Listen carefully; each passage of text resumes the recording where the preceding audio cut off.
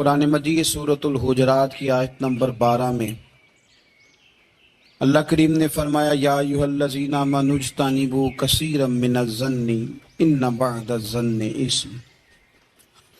اے ایمان والو، بہت سارے گمانوں سے، بہت سارے خیالوں سے بچو۔ فرمایا بعض گمان بھی، بعض خیال بھی گناہ ہیں۔ کیسے بچیں؟ فرمایا ولا تجسسوا، یہ جاسوسی چھوڑ دو، یہ کسی کی باتوں، چھپی ہوئی باتوں کو تلاش کرنا چھوڑ دو۔ اس سے تم گمانوں سے بچو گے، وسوسوں سے بچو گے، خیالات سے بچو گے۔ نبی کریم صلی اللہ تعالی علیہ وسلم سے اس نے کہا مجھے زنا کی اجازت دے دے۔ حضور فرمانے لگے آگے آ جاؤ۔ حضرت عمر کہتے مجھے بڑا غصہ تھا، میرا دل کر رہا تھا اٹھوں اور 2 تھپڑ ماروں اسے۔ طریقہ ہے بات کرنے کا۔ حضور نے بلایا، پاس بٹھایا، تھپکی دی۔ فرمایا ایک بات تو بتا، تیرے سوال کا جواب پھر دیتا ہوں، ایک بات تو بتا۔ یا رسول اللہ صلی اللہ تعالی وسلم ارشاد فرمائیے۔ حضور فرمانے لگے تو پسند کرتا ہے کہ تیری بہن کے ساتھ کوئی زنا کرے؟ پسند کرتا ہے تو کہ تیری بہن کے ساتھ کوئی زنا کرے؟ کہنے لگا حضور میں بات بھی سننا پسند نہیں کرتا۔ تیری بیٹی کے ساتھ؟ کہنے لگا حضور زبان اس کی کھینچ لوں گا جو یہ بات کرے گا۔ کہا تیری ماں، تیری پھپھی، خالہ کا؟ حضور خبردار، کسی بندے کو میں اجازت نہیں دوں گا۔ تو رسول کریم فرمانے لگے جس سے تو زنا کی اجازت مانگ رہا ہے وہ بھی تو کسی کی بہن ہے نا، وہ بھی تو کسی کی بیٹی ہے۔ جو غیرت، جو حمیت تجھے اپنے گھر کے بارے میں آتی ہے وہ دوسرے کے بارے میں کیوں نہیں آتی؟ جب نبی کریم نے اس نوجوان کو اس کے مزاج کے مطابق سمجھایا تو اس کی آنکھوں میں آنسو آ گئے۔ عرض کرنے لگا یا رسول اللہ صلی اللہ تعالی علیہ وسلم، حضور زنا کی ارادہ تو ایک طرف، آج کے بعد میری زبان پر اس کا نام بھی نہیں آئے گا۔ آپ سامنے والے کی نفسیات کو دیکھیں، آپ اپنے موڈ میں نہ رہیں۔ مجھے بڑی اچھی طرح یاد ہے ایک دفعہ نا مسجد میں ایک بچے نے نا آدھی بازوؤں کی شرٹ پہن کے نماز پڑھی۔ ایک بابا جی نے ان کو نا منع کیا، کہنے پورا کپڑے پا کے آیا کر، پتہ نہیں تمہیں؟ وہ کہنے لگا، بچہ کہنے لگا نماز ہو جاتی ہے، بازو آپ فولڈ کر کے ایسے کر کے، بڑے بازو فولڈ کر کے پڑھیں گے تو کراہت ہے، لیکن ویسے بھی آدھے بازوؤں والی شرٹ میں نماز ہو جاتی ہے، لیکن اچھا عمل نہیں۔ اچھا یہی ہے کہ آپ کے بازو پورے ہوں۔ تو بزرگ ان سے کہنے پورے کپڑے پہنو، کہنے لگا بھئی ہو جاتی ہے نماز، میں بھی تھا۔ تو مجھے انہوں نے کہا جی حضرت صاحب بات سننا۔ میں نے کہا جی حکم۔ کہنے لگے ان کپڑوں میں نماز ہو جاتی ہے؟ میں نے کہا جی ہو جاتی ہے۔ کہندے لگتا ہے منڈا چودھریاں دا ہے، منڈا لگتا ہے چودھریاں دا ہے۔ فٹافٹ اسی وقت انہی پیروں پہ میں کہا جی ہے واقعی چودھریاں دا بچہ، لیکن مسئلہ یہ ہے کہ دین چودھری کے لیے بھی وہی ہے اور غریب کے لیے بھی۔ تو آپ اس بچے بیچارے کو اندر آنے تو دیں، اس کو مسجد میں داخل ہونے دیں، انشاءاللہ کپڑے بھی ٹھیک پہن کے آ ہی جائے گا۔ لیکن ہم نے تو ذہن بنا لیا ہے کہ ہم نے اپنی مرضی کے مطابق لوگوں کو قابو کرنا ہے۔ ہم لوگوں کی ذہن کے مطابق اترنے کو تیار نہیں، بس سارے میرے مطابق چلیں۔ یہ تو بات کو پیشوا کرے گا، مقتدا کرے گا، وہ بھی سمجھائے گا۔ رسول کریم علیہ الصلوۃ والسلام لوگوں کو جبرن نہیں جھکاتے تھے، حضور دلائل دیتے تھے۔ نوجوان بچوں کو موقع دیں، انہیں سمجھائیں، انہیں قائل کریں، ان سے پیار کریں، ان کی نفسیات کو سمجھیں، اس کے مطابق ان کے ساتھ آپ ڈیل کریں، پھر آگے بڑھیں۔ عورتوں کے بارے میں میرے نبی کریم علیہ السلام نے بڑی نصیحت فرمائی ہے۔ محبوب کریم فرمانے لگے عورت ٹیڑھی پسلی سے پیدا کی گئی ہے، سیدھا کرنا چاہو گے ٹوٹ جائے گی، کہ جیسی ہے اس کے ساتھ ویسے ہی گزارا کرو، اس کی نفسیات کو سمجھ جاؤ۔ عورت تھوڑا سا چاہتی ہے کہ وہ کھانا پکائے تو اس کی تعریف کر دی جائے، تو بھئی کھڑی ہے صبح سے باورچی خانے میں، 2 لفظ بولنے میں کوئی حرج ہے؟ اور اگر کبھی نمک زیادہ ہو بھی جائے تو کیا خیال ہے، بیوی جان بوجھ کے زیادہ ڈالتی ہے؟ اس کا شوق ہے کہ اس کی انسلٹ ہو؟ ہمارا رویہ اتنا سخت ہوتا ہے، بعض اوقات اتنا تکلیف دہ ہوتا ہے کہ اس سے جذبات کو ٹھیس پہنچتی ہے، مزاج میں خرابی آتی ہے، تھوڑی تعریف دیکھیں عورت چاہتی ہے تھوڑا سا کہ میرے خاندان والے، میرے سسرال والے میری تھوڑی عزت کریں، تو وہ اگر سارا کچھ چھوڑ چھاڑ کے آ گئی ہے تو اس طرح ہم اپنی بیٹی کے لیے ذہن رکھتے ہیں عزت کا، اگر تھوڑا اس کے لیے بھی بنا لیں گے تو میرا خیال ہے کوئی حرج والی بات۔ ہم نا لوگوں کا خیال رکھنے کی بجائے لوگوں کو چڑھاتے ہیں۔ ناراض تو نہیں ہو جائیں گے آپ؟ نہیں، رہن دینے ہیں، لگتا ہے تو ہو جانا ہے بھائی، چڑھاتے ہیں لوگ۔ کسی نے کہہ دیا نا کہ یہ میرے گھر نہ آئے آج کے بعد، باپ نے بیٹے کو کہہ دیا یہ تیرا رشتہ دار نہ آئے، وہ کہتا تو سویرے ضرور آئی، ویکھاں گا تینوں کیڑا ڈکدا ہے، آنا صبح۔ وہ کسی نے کہہ دیا نا اس گلی سے نہ گزرنا، کہنا میں بھی گزروں گا، تو دیکھ لے جو تو نے کرنا ہے۔ ہم لوگوں کی نفسیات کے، بلکہ پتہ چل جائے نا فلانے کو فلان چیز بری لگتی، اس کو لوگ زبردستی کرتے ہیں، چڑھاتے ہیں، نفرتیں پیدا کرتے ہیں، اس کے اندر غرور لاتے ہیں، مزاج کے اندر چڑچڑاپن پیدا کرتے ہیں۔ یہ کام نہ کریں۔ سارے صحابہ حیا، نفسیاتی طور پر جو لوگ پاک صاف ہوتے ہیں نا ان کی زندگی مطمئن ہوتی ہے۔ بہت زیادہ مال دولت وجاہت شہرت کے باوجود جو لوگ نفسیاتی طور پر کسی میل کچیل کا شکار ہوتے ہیں، ذہنی طور پر، وہ ساری صلاحیتوں کے باوجود بھی کمزور، بے چین اور بے سکون رہ جاتے ہیں۔ زندگی میں گمان، سوچ، اپنی نفسیات کو ہمیشہ اچھا رکھیں۔ کبھی بھی اپنے آپ کو الجھاؤ کا شکار نہ ہونے دیں۔ جس آدمی نے سکون لینا ہے اس نے بھی یہاں سے لینا ہے، اپنے اندر سے۔ جس نے مطمئن ہونا ہے اس نے بھی خود بخود ہی ہونا ہے، اور جس شخص نے بے سکون رہنا ہے اس نے بھی خود بخود ہی رہنا ہے۔ میرے نبی کریم علیہ السلام نے اپنے صحابہ کو نا مطمئن زندگیاں فراہم کی، اطمینان بخش رویے حضور نے دیے۔ آپ غور فرمائیں گے کہ غریب ترین صحابہ بھی جب کوئی ان سے پوچھتا تھا کیفیت کیا ہے تو وہ کہتے تھے الحمدللہ، اللہ نے ہمیں نبی کریم کا غلام بنا دیا۔ اب ہم خود اپنے آپ کو اتنا نفسیاتی طور پر کمزور کر لیتے ہیں، سوچ سوچ کے کہ فلانا بڑا ہو گیا ہے میں چھوٹا رہ گیا ہوں، فلاں آدمی آگے نکل گیا ہے میں پیچھے رہ گیا ہوں۔ یہ چیز انسان کو کمزور کرتی ہے۔ انسان اگر یہ تصور کر لے کہ جو میرے حق میں بہتر تھا میرے رب نے مجھے عطا کر دیا ہے، اسے سکون نصیب ہوتا ہے، پھر نفسیاتی مسائل ختم ہوتے ہیں۔ بڑے بڑے سمجھدار لوگوں کو کالا جادو ہو جاتا ہے، اور بڑے بڑے عقل مند لوگ ہوتے ہیں جن کی بھابھی انہیں نظر لگا دیتی ہے۔ بڑے بڑے سمجھدار لوگ ہوتے ہیں کہ جن کی دکان کے آگے کوئی تعویذ پھینک جاتا ہے۔ بڑے سمجھدار لوگ ہیں لیکن وہ چھوٹی چھوٹی باتوں سے اتنے کمزور ہو گئے کہ سانپ سے ڈرتے ڈرتے رسیوں سے بھی ڈرنا شروع کر دیے۔ رسیوں سے، وہ جی میں صبح کل چل رہا تھا تو میرے پیچھے کوئی چل رہا تھا تو میں نے کہا سایہ ہوگا آپ کا، وہی ساتھ چلتا ہے۔ ایک حدیث ہے ترمذی شریف کی، اسے یاد کر لیں، بڑا نفع دے گی۔ میرے نبی کریم علیہ السلام نے فرمایا اگر ساری دنیا مل کے بھی تیرا نقصان کرنا چاہے تو جب تک رب کی مشیت نہ ہو تیرا نقصان ہو نہیں سکتا۔ ختم ہو گئی بات، باہر آ جائیں اس چیز سے۔ اور فرمایا سارے زمانے کے لوگ مل کر تیرا نفع کرنا چاہیں تو جب تک اللہ نہ چاہے وہ تیرا کوئی نفع کر نہیں سکتے۔ نقصان بھی اللہ کی مشیت پہ ہے، نفع بھی اللہ کی رضا پہ ہے، تو پھر آپ بلا وجہ لوگوں کو دیکھ کر ٹینشن کیوں لیتے ہیں؟ پریشانی کاہے کی ہے؟ آزمائش کس بات کی ہے؟ اپنے آپ کو سکون دیں، اپنے آپ کو مطمئن کریں کہیں رب بڑا ہی مہربان ہے، اس نے جہاں اچھا سمجھا ہے وہاں اس نے مجھے رکھا ہے۔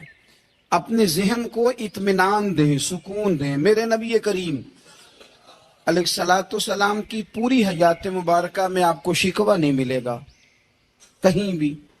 حضور یتیم پیدا ہوئے، کتنی دفعہ آپ کو کتابوں میں ملتا ہے کہ حضور روئے ہوں کہ میرا باپ ہوتا تو ایسے ہوتا، میری اماں ہوتی تو ایسے ہوتی۔ ہم روز نہیں روتے؟ نبی کریم صلی اللہ تعالی علیہ وسلم نے اپنی زندگی ساری آزمائشوں میں گزاری۔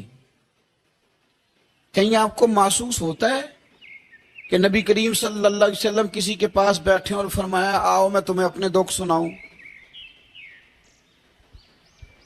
ہمیں تو مسئلہ بن گیا ہے، ہم لوگوں نے اپنے آپ کو غیر مطمئن بنا لیا ہے۔ ہم ان ساری چیزوں کی ڈیمانڈ کرتے ہیں جو ہمارے مالک نے مناسب نہیں سمجھی ہمیں دینی۔ ہمیں اپنے آپ کو مطمئن کرنا چاہیے، سکون میں رکھنا چاہیے۔ اگر آپ تھوڑا سا اپنے آپ کو سکون دیں، اطمینان دیں، کہیں الحمدللہ، اللہ تبارک و تعالی جہاں جس کو چاہتا ہے وہاں اسے بٹھا دیا کرتا ہے۔ پھر ہم لوگوں کا منصب چھیننا چاہتے ہیں، حسد کرتے ہیں، بغض پیدا ہوتا ہے، عداوت پیدا ہوتی ہے، نقصان ہوتا ہے۔ فطری طور پر جو صلاحیتیں اللہ نے دی ہوتی ہیں ان کو بھی زنگ لگ جاتا ہے، زنگ لگنے لگتا ہے ان سب چیزوں کو جو اللہ نے اپنے فضل سے ہمیں دی ہوتی ہیں۔ تو بات کو یاد رکھیں، زندگی میں آپ مطمئن ہو جائیں کہ رب کریم نے جو دیا ہے وہ کمال ہی دیا ہے، کمال ہی۔ حضور کی ایک زوجہ محترمہ تھی تو ان کے ہاتھ ذرا لمبے تھے، مومنوں کی ماں۔ بعض خواتین نے ان سے کہا کہ لمبے ہاتھوں والی، ہم بنا لیتے ہیں نا یہ بھی بات کہ اس کا ناک موٹا ہے تو اس کی آنکھیں چھوٹی ہیں تو اس کے کان بڑے ہیں تو اس کے ہاتھ کیسے ہیں، تو کہا لمبے ہاتھوں والی۔ تو وہ پریشان ہو گئی، نبی کریم علیہ السلام تشریف لائے، کیا ہوا؟ عرض کی یا رسول اللہ مجھے لمبے ہاتھوں والی کہتے ہیں۔ تو حضور فرمانے لگے یہ پریشان ہونے والی بات ہے کہ خوش ہونے والی بات؟ یا رسول اللہ کیا مطلب؟ فرمایا تو کہہ کہ رب نے لمبے ہاتھ اس لیے دیے ہیں تاکہ میں سخاوت زیادہ کر سکوں، میں سخاوت زیادہ۔ یہ جو میرا چہرہ ہے نا، یہ جو آپ کا چہرہ ہے، یہ آپ کی چاہت ہے کہ اللہ کی؟ فی ای صورت ما شاء رکبک، اللہ فرماتے جیسے میں نے چاہا ہے ویسے تجھے بنایا ہے۔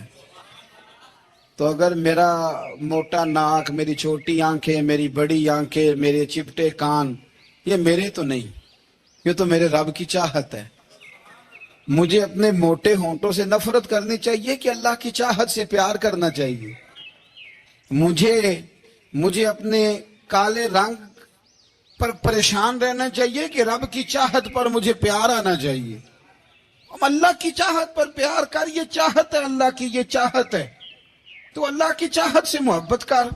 تو پریشان ہو رہا ہے فلانے کا رنگ ہو رہا ہے تو میرا کالا ہے، فلانے کا مکان بڑا ہے تو میرا چھوٹا ہے، فلاں بڑی گاڑی میں کیسے بیٹھ گیا؟ بھئی اللہ نے چاہا تھا بیٹھ گیا، اللہ نے میرے لیے سائیکل پسند کی ہے، مجھے الحمدللہ کہہ کے سائیکل پہ بیٹھنا چاہیے، اس نے پسند کی ہے، اس کی رضا ہے کہ میں یہاں رہوں۔ تو ایک بات تو یہ ہمیشہ یاد رکھیں کہ آپ اپنے آپ کو مطمئن کریں، زندگی میں سکون دیں۔ نفسیاتی طور پر ہم بڑے ڈسٹرب اس لیے ہیں کہ ہم بے سکون رہتے ہیں جان بوجھ کے، وجہ ہی کوئی نہیں۔ لیکن نا جب تک زندگی ہے اللہ نے زندہ رکھنا ہے، اور جب وقت آ جانا ہے تو پھر کوئی ہمیں بچا سکتا، تو ٹینشن کس بات کی، ڈپریشن کس بات کا ہے؟ ایک بات۔ دوسری بات یہ کہ دوسروں کی نفسیات کا بھی تھوڑا تھوڑا خیال کریں۔ ہم پتہ کیا چاہتے ہیں؟ سارے میرے مطابق چلیں، پھر نفسیاتی مسائل پیدا ہوتے ہیں۔ میرے ساتھ اگر 100 بندہ پیار کرتا ہے تو ان کے مطالبے الگ الگ ہیں۔ کوئی کہتا ہے جناب کو پیار ہی کرنا چاہیے، ہر ایک سے مسکرا کے ملنا چاہیے، کوئی کہتا ہے حضرت صاحب اتنا بھی پیار کریں تو لوگ نگل جاتے ہیں، تھوڑی ڈنڈی پٹی بھی ہونی چاہیے۔ دونوں قسم کے لوگ ہیں نا جی۔ ایک وہ شخص ہے جو کہتا ہے اتنا بڑا مجمع ہے تو 2 سیکیورٹی گارڈ بھی ہونے چاہیے۔ تیسرا کہتا ہے جی یہ عجیب عجیب لگتا ہے، ایک گارڈ رکھے ہوں کسی بندے نے، کسی بڑے تو یہ ہر بندے کا مطالبہ. اب آپ نے کیا کرنا ہے؟ آپ نے لوگوں کے مزاج کی رعایت کرنی ہے. جہاں تک آپ پیار کر سکیں آپ نے کرنا ہے. جہاں تک محبت کر سکیں آپ نے محبت. نبی پاک نا بچوں کے مزاج کا خیال کرتے. چھوٹے بچوں حضور پاک سے گزرتے تو فرماتے السلام علیکم. ایک بچے نے نا حضور کے کپڑوں پر پیشاب کر دیا تھا. اس کی ماں پریشان ہو گئی. بخاری ہے. یا رسول اللہ وہ بچہ تھا پتہ نہیں چلا. تو نبی پاک فرمانے لگے کیا ہو گیا؟ وہ بچہ ہے, اللہ نے پانی پیدا کیا نا, ابھی اس پہ پانی بہائیں گے سب ٹھیک ہو جائے گا. وہ بچہ ہے. لیکن حاجی صاحب گھر میں بگڑ جاتے ہیں. پوتا اگر پیشاب کر دے کہتے ہیں میں نماز پڑھنی ہوں, وہ بگڑ جاتے ہیں. پیر صاحب بگڑ جاتے ہیں اس بات پہ. علامہ صاحب بگڑ جاتے ہیں. سیٹھ صاحب کہتے ہیں پتہ ہی نہیں بچے نے پیشاب کر دیا ہے. حضور نے فرمایا کہ بچہ بچہ ہوتا ہے, وہ چھوٹا ہے, اس کا ایک مزاج ہے, اس کا ایک مطالبہ ہے. اب آپ یہ کہیں کہ وہ بڑا مجھے پاک صاف سمجھتا ہے تو اس رویے سے میرے ساتھ وہ ملاقات کرے. آپ اس کے مزاج کی رعایت کریں گے. نبی کریم کے غلام کے بیٹے ہیں حضرت اسامہ بن زید. نواسوں کی بات نہیں سنا رہا. زید بن حارثہ حضور کے غلام تھے, ان کے بیٹے ہیں. چھوٹی عمر تھی, ناک بہ رہا تھا. ویسے دادا جی ناک صاف کر دیتے ہیں پوتے کا. ہو سکتا ہے وہ ڈانٹ دیں کہ چل دوڑ جا کتنا گندا. اماں سے کہتے ہیں ناک صاف کرے, چل نلائق. نانا بھی کہتے ہیں بھاگ جا. کیونکہ وہ حاجی صاحب نے وضو کرنا ہے, نماز پڑھنی ہے, تو ان کے قریب یہ چیز آ گئی تو بڑا مسئلہ بن جائے گا. نبی کریم صلی اللہ علیہ وسلم نے کہا عائشہ اسامہ کے ناک بہ رہی ہے صاف کر دو. حضرت عائشہ کہتی ہے میں ذرا اٹھی کو کپڑا دیکھ لو تو حضور جلدی سے اٹھے. ایک روایت تو یہ کہ حضور نے ناک پونچھ دیا, اور دوسری میں کہ نبی پاک قریب پہنچ گئے. جناب عائشہ کہتے ہیں میں نے ہاتھ پکڑ لیا. میں نے کہا حضور کپڑا لینے گئی تھی آ گئی. کہتے میں نے اپنے ہاتھوں سے ان کی ناک صاف کر دی, ریٹ صاف کر دیا. اللہ کے رسول گویا میری طرف دیکھ کے مسکرائے. حضور راضی ہوئے. بچے تو بچے ہوتے ہیں, بچے تو بچے ہوتے ہیں. اب آپ کو بچہ حاجی صاحب مانے, پہلے نمازی صاحب مانے, آپ کو پہلے بچہ جو ہے وہ بڑا سیاںا مانے, سمجھدار مانے, عقل مند مانے, پیر صاحب مانے. چھوٹا بچہ تو وہ نہیں مان سکتا. آپ اس کی نفسیات کے مطابق اس کے ساتھ چلیں. آپ رویہ وہ رکھیں کہ وہ بچہ ہے, وہ چھوٹا ہے. حضور بچوں کے پاس سے گزرتے تھے تو انہیں سلام کہتے تھے. آپ بھی کہتے ہیں, آج سے کہیں گے. حضور گزرتے چھوٹے کہتے السلام علیکم. اور نبی پاک صلی اللہ علیہ وسلم کبھی کبھی نا بچے کھیل رہے ہوتے تو حضور بیٹھ جاتے, فرماتے یار میرے سینے سے تو لگو. حضور زمین پہ بیٹھ جاتے, بچہ یوں ہاتھ پہ, بچہ دوڑا آتا, حضور کے سینے سے جب لگتا تو نبی پاک گر جاتے اور فرماتے اوئے ہوئے تم نے تو مجھے گرا ہی دیا ہے. یہ بچوں کے ساتھ آپ جو رویہ رکھیں گے وہ میٹھا ہوگا. اب آپ کہیں گے چونکہ اب میں ایک عہدے پہ ہوں, میں ایک منصب پہ ہوں, تو یہ آپ کی نفسیاتی کمزوری ہے. پھر کیا ہوتا ہے, بچوں کو ڈانٹ کے رکھا جاتا ہے, بے جا ڈانٹ ڈپٹ, بے جا سختی, اور بے جا ان کے ساتھ رویے, اور ان کے ساتھ بڑی عجیب و غریب قسم کی جو ہے وہ ہماری جو ہے وہ گھٹن گیپ آ جاتا ہے بچوں کے درمیان. بچے, میں کہا کرتا ہوں, پھر بچے ہمیں دکھ نہیں سناتے, وہ پھر غلط آدمی کو دوست بناتے ہیں, پھر اس غلط آدمی کو اپنی بات بتاتے ہیں, غلط آدمی رازدار بن جاتا ہے. آپ ان کی نفسیات کے مطابق ان سے پیار کریں, انہیں ٹائم دیں. آپ دیکھیں یہ کیا سوچتے ہیں, کیا کہتے ہیں, کس طرح کا ان کا رویہ ہے بچوں کے ساتھ. پھر نوجوان جب کوئی ہو جاتا ہے تو اس کی سوچیں جوان ہو جاتی ہیں. نوجوانوں سے معذرت کے ساتھ نبی پاک علیہ السلام نے نوجوانوں کی حکومت سے پناہ مانگی, نوجوانوں کی حکومت سے پناہ مانگی ہے. اس لیے کہ نوجوان بڑی جلدی پیار بھی کرتا ہے اور بڑی جلدی نفرت بھی کرتا ہے. سوچیں مضبوط نہیں ہوتی. نوجوان آدمی, جوان آدمی, بکھری ہوئی سوچیں ہوتی. میرے رسول کریم صلی اللہ علیہ وسلم نوجوانوں سے ان کے مزاج کے مطابق ڈیل کرتے تھے, ان کی طبیعت کے مطابق ان کی ذہن سازی کرتے تھے. ہم نہ جوانوں کو وقت نہیں دیتے, ہم मुतालबा करते हैं नौजवान से कि वो है नौजवान, बातें बूढ़ों वाली करे। अगर जवानी में बूढ़ों वाली बातें करे तो फिर तो शेख सादी कहते हैं सारे बूढ़े छोड़ के उस नौजवान के पास बैठो, उसके पास फैज ज्यादा है। अगर ऐसा हो जाए, क्योंकि दर जवानी तौबा करदा शेवाए पैगंबरी, ये तो अच्छी बात है, लेकिन मेरे अजीज अगर ऐसा ना हो, ऐसा मुमकिन ना हो, तो फिर नौजवान को आप उसकी तबीयत के मुताबिक डील करें। आप उसकी सोच देखें, उसका रवैया देखें, उससे प्यार करें। नबी करीम अलैहिस्सलाम के पास एक नौजवान दाखिल हुआ, अंदर दाखिल होते ही उसने फटाफट एक बात कर दी। कहने लगा या रसूलल्लाह मुझे जिना की इजाजत दे दे। मेरे जज्बात बहुत भटक गए, मैं रोक नहीं सकता। हमारे यहां हमारे घर में कोई फोन करे तो हम गैरतमंद बन जाते हैं। मेरी गैरत को गवारा नहीं कि कोई मेरे घर में फोन करे, और अगर मैं किसी के घर में फोन करूं तो फिर गैरत किधर गई? फिर भी आप गैरतमंद नहीं साहब, फिर भी आप गैरतमंद नहीं। अगर आप किसी के घर फोन करते हैं तो आप गैरतमंद नहीं, तो याद रखें अगर आप ये हरकत कर रहे हैं तो फिर आपको भी थोड़ा एहसास होना चाहिए ना। आप अपने लिए क्या ग्राउंड बना रहे हैं कि लोग आपसे नफरत करें, लोग तकलीफ दें आपको। ये नौजवान बच्चे किसी ने हारन दे दिया गाड़ी का, तो आप इसने गाड़ी पीछे करनी ही नहीं, वो मां बदौलत को हारन बजा दिया। ये मुहज़्ज़ब कौमों का ये रवैया नहीं होता। ये तो वो कौमें हैं जो मतलब बड़ी तंग है अपने आप से। ये बड़े आवाज़ार लोग हैं। ठंडे रहें, मीठे रहें, प्यार करें, दूसरों के जज्बात का एहसास करें। नबी करीम सल्लल्लाहु ताला अलैहि वसल्लम ने एक दिन हजरत आयशा सिद्दीका से कहा, आयशा तेरे साथ एक बात ना करूं, हुजूर करें। फरमाया जब तू नाराज होती है तब भी मुझे पता चल जाता है, और जब तू राजी होती है तब भी मुझे खबर हो जाती है। इतना ध्यान रखते हैं खामन घर में कि अब इसकी पोजीशन क्या है और अब ये क्या सोचती है और किस बात पे इसको जो है वो नाराजगी होती है।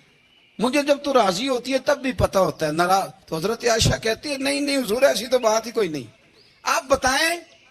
तो हुजूर फरमाने लगे जब मैं किसी और ज़ौजा के पास थोड़ा वक्त गुजार लेता हूँ ज्यादा, और जब मैं आता हूँ तो तू नाराज होती है। या रसूलल्लाह आपको कैसे पता? फरमाया बताऊं? हुजूर बताएं। फरमाया उस वक्त जब तू कसम उठाती है तो कहती है ला व रब इब्राहिम, मुझे इब्राहिम के रब की कसम। और जब तू मुझसे राजी होती है तो तू कहती है ला व रब मोहम्मद, मुझे मोहम्मद के रब की कसम। तू फिर हजरत इब्राहिम का नाम ले लेके हजरत आयशा कहने लगी महबूबा कुर्बान जाऊं, बात बिल्कुल ठीक है, ऐसे ही है या रसूल अल्लाह, बिल्कुल बिल्कुल ऐसे ही है। जब थोड़ी खफगी होती है तो मैं ये काम, तो हुजूर तो लोगों के मिजाज का ख्याल करते थे, नबी करीम को तो पता होता था। लेकिन मां बदौलत कहते हैं सारे मेरी मर्जी के मुताबिक चले। हाँ, मैंने जिंदगी में ये तजुर्बा भी किया है कि आप लोगों का ख्याल रखने लग जाते हैं तो लोग खराब भी हो जाते हैं, इसमें कोई शक नहीं। वो समझते हैं शायद मेरी जरूरत बड़ी है। ना ना, ये बात नहीं भाई, बात कुछ और है। हुजूर रहमतुल्लिल आलमीन है ना, तो काफिर है या मुनाफिक है, हुजूर की तो ड्यूटी है प्यार करना। लेकिन काफिर को तो चाहिए ना कलमा पढ़े, मुनाफिक को तो चाहिए ना मोमिन बने। ओ भाई मैंने कहा वो बुजुर्ग हैं, उनकी जिम्मेदारी ही प्यार करना है, वो जो भी जाएगा उससे। लेकिन तू बता तूने प्यार में से सीखा क्या है, लिया क्या है, तेरे ऊपर असर क्या है? प्यार करना, शफकत करना और है, ये जुमला मेरा याद रखना। प्यार करना किसी से और है और उससे राजी रहना ये बात और है। किसी पर शफकत करना और है और उस बंदे से राजी रहना, ये आप देखें कि वो राजी है आपसे कि नहीं, कि खाली प्यार है, खाली शफकत है। शफकत तो मजबूरी है, करनी है। तो मेरे अजीज याद रखें, नबी करीम थोड़ा थोड़ा ख्याल करते, देखते बंदा उसके मिजाज के मुताबिक। देहाती आता तो हुजूर उसका भी ख्याल करते। हजरत ज़ाहिर देहाती थे, वो आते थे तरकारियां लेके गांव से। नबी करीम सल्लल्लाहु अलैहि वसल्लम प्यार करते थे, वो कई दफा अजीबो गरीब बातें भी करते थे, हुजूर मोहब्बत से पेश आते थे। آپ سامنے امام حسن کے پاس ایک بندہ ہے, بڑی مزیدار بات داتا علی اجویری نے لکھی, مجھے پڑھ کے بڑا ہی مزہ آیا اور سمجھ بھی آئی. میرے نبی رحمت سرور دو عالم صلی اللہ علیہ وسلم دوسروں کا خیال کرتے, ان کے مزاجوں کا خیال کرتے, ان کی طبیعت کا خیال کرتے, ان کے معاملات کو دیکھتے. میرے رسول پاک علیہ السلام تو دیکھتے کون شخص کس طرح کا ہے, کس رویے کا ہے, کس انداز کا ہے, اس کو اس کے مطابق عزت دیتے, وقار دیتے, نواز دیتے, اس شخص کا اس طرح کا اکرام کرتے. میرے نبی کریم صلی اللہ علیہ وسلم فرماتے ہیں, میں نے معراج کی رات میں نے جنت میں ایک محل دیکھا. میرا دل کیا میں اندر سے جا کے دیکھوں, پر اس کے دروازے کے قریب گیا تو عمر فاروق کا نام لکھا تھا. فرماتے ہیں میں نے کہا عمر ذرا طبیعت کا سخت ہے. اس نے کہنا ہے قانون یہ ہے کہ پہلے اجازت لو پھر کسی کے گھر جاؤ. چلو ہم نہیں جاتے, عمر سے پوچھ کے چلے جائیں گے. گھر جو عمر کا ہے. نہیں آپ کو سمجھ آئی میری بات کی یار, نہیں سمجھے. جن کے قدموں کے صدقے گھر ملا ہے, اگر وہ یہ خیال کرتے ہیں کہ سامنے والے سے پوچھ لینا چاہیے, نہیں آپ نہیں سمجھے. او بھائی, جن کے برکت سے وہ مکان ملا ہے, اگر وہ مزاج کا اتنا خیال رکھتے ہیں تو پھر مزاج رسول کا بھی تو خیال ہونا چاہیے نا. پھر مزاج سنو. پھر نبی کریم صلی اللہ علیہ وسلم واپس آئے, حضور نے بتایا وہ عمر تیرا مکان بڑا پسند ہے یار. میں اندر جانے لگا تھا, دروازے پہ حور بھی بیٹھی تھی, جانے لگا تھا اندر, تو وہ میں اس لیے نہیں گیا کہ عمر قانون کو بڑا پابند ہے. اس نے کہنا ہے کہ قانون تو اجازت لے کے جاؤ. حضرت عمر رو پڑے, عرض کرنے لگے حضور میں کہاں اور جنت کا مکان کہاں, مختصر سی میری کہانی ہے, یہ جو بھی ہے آپ کی مہربانی ہے. تو حضرت عمر رو پڑے. لیکن میرے رسول کریم صلی اللہ علیہ وسلم اب اتنا حضور خیال کرتے تو جناب عمر پتہ کون تھے, جرت نہیں تھی کسی مائی کے لال کی کہ عمر کے سامنے کھڑا ہو سکے. ہاں جس کے سامنے شیطان نہ ٹھہر سکے, نکل جاتا ہے شیطان بھی. لیکن صحابہ کہتے ہیں جب کبھی حضور کے چہرے پہ شکن آتی تو اتنا وجود ہم نے کسی کا کامتے نہیں دیکھا جتنا عمر کانپا کرتے. کبھی تاری ہوتی تھی.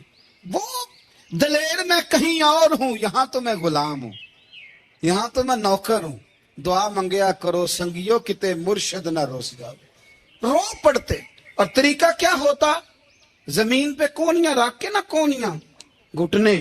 اب میں آپ کو کر کے کیسے دکھاؤں, حدیث صحیح میں موجود. یہ کونیاں زمین پہ رکھ کے جیسے بچے نہیں چلتے, کونیاں دونوں زمین پہ حضرت عمر رکھ دیتے اور یوں کونیاں رکھ کے تو یوں ہاتھ باندھ دیتے حضور کے سامنے, نیچے کونیاں اور ہاتھ باندھتے اور پھر روتے. جب حضور ناراض ہوتے تو کسی اور سے ناراض ہے نبی پاک, عمر سے نہیں, تو یوں دونوں ہاتھ بچھا دیتے, یوں ہاتھ باندھتے اور کہتے رضیت باللہ ربم وبالاسلام دینم ونبینا محمد صلی اللہ علیہ وسلم.